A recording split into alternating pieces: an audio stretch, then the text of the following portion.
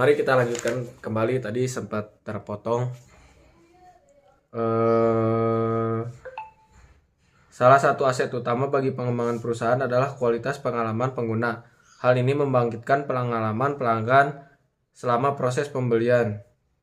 Ini menguntungkan kontak pertamanya dengan merek atau perusahaan hingga penjualan selesai atau pelanggan menarik diri. Oh, ini yang tadi.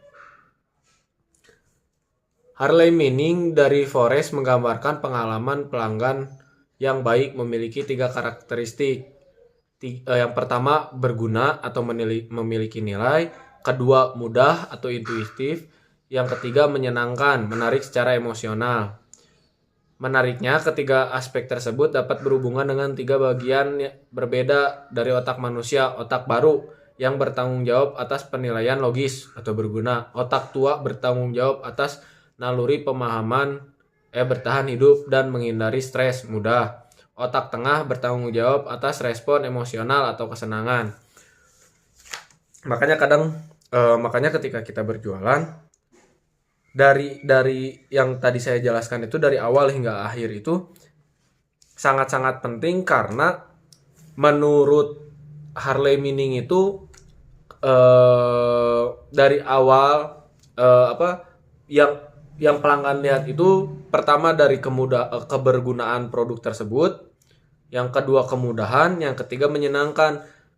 Berguna itu produk kita apakah berguna bagi dia atau tidak, sebagus apa. Makanya sebelumnya kita harus mengenal dulu tentang si customer tersebut, kebutuhannya apa, keinginannya apa, agar kita bisa menyesuaikan cara kita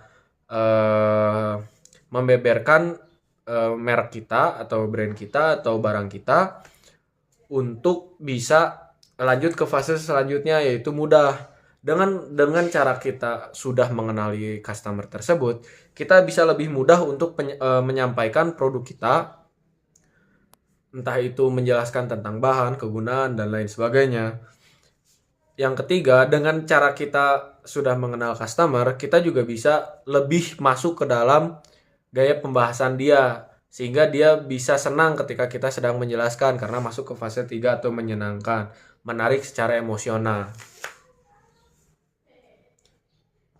Selanjutnya kita ke customer journey.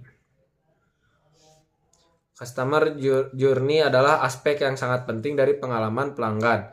Ini mencangkup interaksi yang dilakukan pelanggan di berbagai titik kontak dengan organisasi. Untuk tujuan ini, organisasi juga membuat peta perjalanan pelanggan. Peta seperti itu menunjukkan perjalanan pelanggan pada interaksi utama dengan organisasi, serta perasaan pelanggan terhadap organisasi. Peta perjalanan pelanggan termasuk peta perjalanan pelanggan B2B, seperti memetakan pelanggan Anda dengan membuat persona pembeli yang dapat membantu Anda memahami motivasi, harapan, dan pernyataan mereka, dan mungkin dimiliki pelanggan terkait bisnis Anda secara terbaik untuk melayani mereka.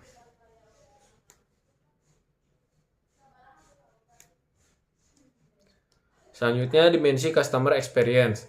Menurut Schmidt 1999, aspek-aspek atau dimensi customer experience ada 3 jenis, yaitu pertama, sensory experience. Sensory experience adalah pengalaman yang diciptakan yang berkaitan dengan panca indera, meliputi penglihatan, suara, bau, rasa, dan sentuhan. Kita ambil contoh, misalkan ketika kita contoh bab sebelumnya itu tentang McDonald. Makanya di setiap rumah makan atau yang kita ambil contoh itu McDonald, ketika kita datang, kita disuguhkan dengan pemandangan yang bersih dengan berbagai warna ciri khasnya. Terus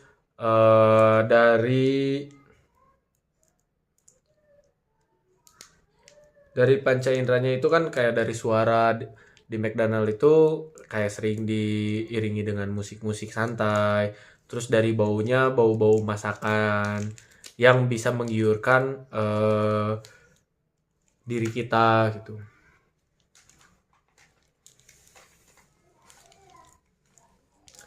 Yang kedua, emotional experience. Emotional experience merupakan strategi dan implementasi untuk memberikan pengaruh aktif pada konsumen terhadap suatu perusahaan melalui komunikasi, produk, lingkungan, website, dan orang yang menawarkan produk. Emotional experience juga dapat dirasakan oleh konsumen ketika perusahaan memberikan pelayanan yang berkualitas untuk konsumen. Selanjutnya, social experience. Social experience bertujuan menghubungkan individu dengan orang lain dan kepada suatu kelompok sosial atau kelompok profesi, kelompok etnis, atau kelompok gaya hidup, dan lain-lain.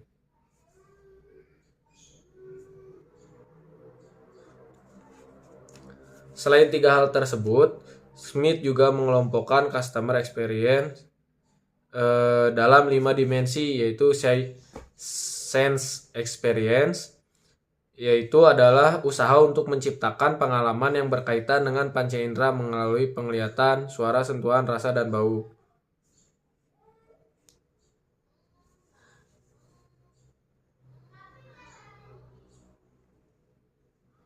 Yang kedua, feel experience, strategi dan implementasi untuk memberikan pengaruh merek kepada konsumen melalui komunikasi atau iklan, produk, identitas produk. Yang ketiga, think experience, atau tujuannya untuk mendorong konsumen sehingga tertarik dan berpikir secara kreatif sehingga mungkin dapat menghasilkan evaluasi kembali mengenai perusahaan dan merek tersebut. Experience merupakan gaya hidup dapat diterapkan dengan menggunakan tren yang sedang berlangsung atau mendorong terciptanya tren budaya baru. Selanjutnya, relate experience merupakan gabungan dari keempat aspek experience marketing, yaitu sense, feel, think, and act. Pada umumnya, relate experience menunjukkan hubungan dengan orang lain, kelompok lain, misalkan pekerja, gaya hidup, atau komunikasi sosial yang lebih luas dan abstrak, misalkan negara, masyarakat, ataupun budaya. Tujuannya yaitu menghubungkan konsumen tersebut dengan budaya dan lingkungan sosial yang dicerminkan oleh merek atau produk tersebut.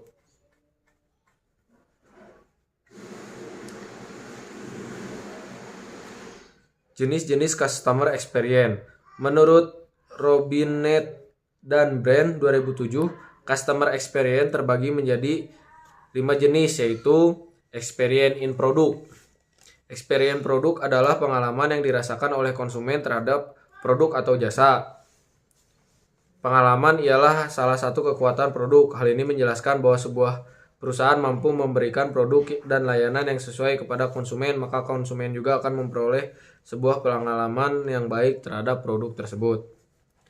Yang kedua, experience in environment adalah kemungkinan dari perusahaan yang mampu memberikan pengalaman keseluruhan kepada konsumen, lingkungan dalam usaha, atau faktor penting untuk menciptakan sebuah pengalaman pada konsumen. Yang ketiga, experience in loyalty communication.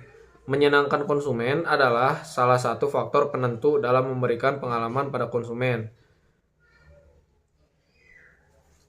Selanjutnya, experience in customer service and social exchange. Experience merupakan gabungan antara pelayanan yang diberikan perusahaan dengan harapan konsumen. Karyawan merupakan faktor penting dan penentu pengalaman konsumen karena karyawan merupakan salah satu faktor pendorong konsumen untuk dapat mempercayai sebuah merek atau yang membuat konsumen menerima atau menolak merek perusahaan tersebut. Makanya dari awal sudah disebutkan bahwa kita itu harus memiliki karyawan yang mumpuni dalam bidangnya. Experience in event. Acara-acara yang diadakan perusahaan dapat memberikan pengalaman pada konsumen. Misalkan acara yang sering kita jumpai di acara-acara musik itu biasanya produk-produk rokok. Jadi si konsumen itu melihat, wah, produk rokok ini membuat acara besar-besaran nih, berarti laku, oh berarti produknya bagus, oh ini enak. Makanya itu juga menimbulkan rasa kepercayaan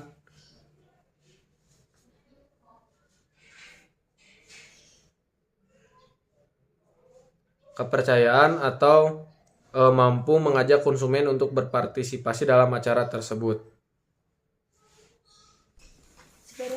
Pentingnya customer experience bagi bisnis. Pengalaman pelanggan penting dalam mengoptimalkan produk dan jasa yang ditawarkan oleh pembisnis. Beberapa peranan penting customer experience bagi bisnis. Yang pertama, meningkatkan loyalitas pelanggan seperti yang tadi saya sering sampaikan. Yang kedua, mempertahankan pelanggan agar si pelanggan itu tetap dan akan terus repeat order kepada kita. Yang ketiga, memaksimalkan citra perusahaan yang tadi yang sering saya bilang juga, mempertahankan citra itu salah satunya ketika kompetitif kita menyerang kita atau menjelek-jelekan kita, kita memiliki pelanggan yang loyal dan bisa membantu kita dengan menunjukkan pengalaman-pengalaman mereka terhadap produk kita.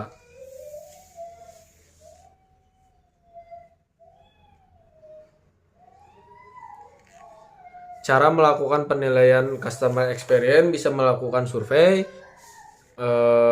ketika datang ke tempat atau setelah pembelian, bisa dilakukan survei atau bisa lewat aplikasi atau bisa lewat panggilan telepon, email, atau customer satisfaction atau analisis web.